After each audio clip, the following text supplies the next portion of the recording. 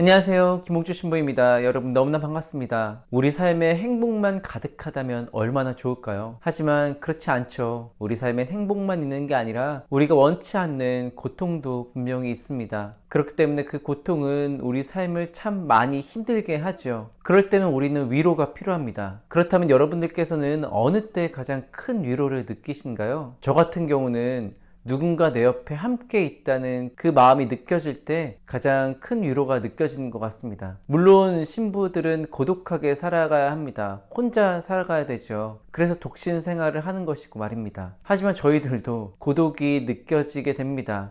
그리고 그 고독은 우리 마음을 힘들게 하죠. 그럴 때면 제 마음을 가장 크게 위로해주는 존재는 결국은 동기 신부들인 것 같습니다. 예전에 신학생 때부터 그랬던 것 같아요. 제가 힘들면 그냥 알아서 쓱 와서 함께 해주고 뭐 굳이 시시콜콜한 얘기를 저한테 물어보거나 그러지도 않았던 것 같아요. 또 제가 좀 더 현명하게 잘 극복할 수 있도록 지혜로운 뭐 해결책이라든지 뭐 그런 말들을 해주는 동기들도 있지만, 그만큼 더 크게 저의 마음에 위로가 됐던 시간은 그냥 말없이 함께 해주는 동기들이 옆에 있을 때였던 것 같습니다. 물론 조언을 해주는 동기들의 마음도 너무나 고맙죠. 그런데 중요한 것은 내가 해결책을 바라는 그 마음보다 더 큰 게 누군가 내 옆에 있었으면 하는 바람, 그거였던 것 같다는 생각이 듭니다. 지금도 그렇고 말이죠. 그래서 저희 신부들도 한 달에 한 번은 동기 모임을 합니다. 오늘이 전 그날이거든요.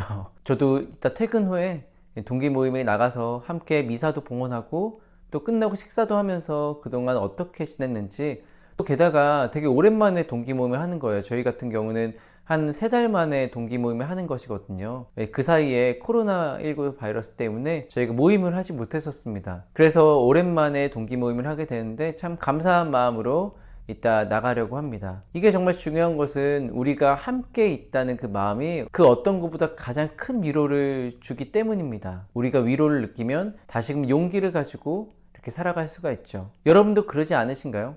내가 힘들 때 물론 누군가 조언을 해주고 격려를 해주는 말 한마디가 정말 큰 힘이 되지만, 그것보다 더 큰 힘이 되는 것은 내 옆에 누군가 말없이 있어줄 때, 그리고 내 힘든 마음을 들어주고 공감해줄 때인 것 같습니다. 아마 여러분들도 비슷하지 않을까 생각이 듭니다. 이렇게 누군가가 내 옆에 있어준다는 것은 참 그 어떤 것과도 바꿀 수 없는 큰 위로와 사랑인 것 같습니다. 그런데 이렇게 인간관계가 그런 것처럼 우리 신앙도 비슷한 것 같습니다. 하느님께서 우리와 함께 계시다는 그 사실이 우리에게 얼마나 큰 힘이 된 줄 모릅니다. 여러분들께서도 그러시죠? 저도 그런 것 같습니다. 저도 이게 가끔 이제 힘든 일이 생기면 이렇게 성당에 가만히 앉아서 그런 생각을 합니다. 지금 내가 겪고 있는 이 힘든 시간의 의미가 무엇인지 곰곰이 생각합니다. 하지만 그 순간에는 제가 답을 찾을 수는 없죠. 그런데 시간이 좀 더 지나고 난 뒤에 뒤돌아보면 그 시간이 맞았던 겁니다. 제가 바랬던 때가 아니라 하느님께서 바라셨던 때가 맞았던 거죠. 그게 결국 저에게 유익을 줬던 겁니다. 그러고 나서 생각하죠.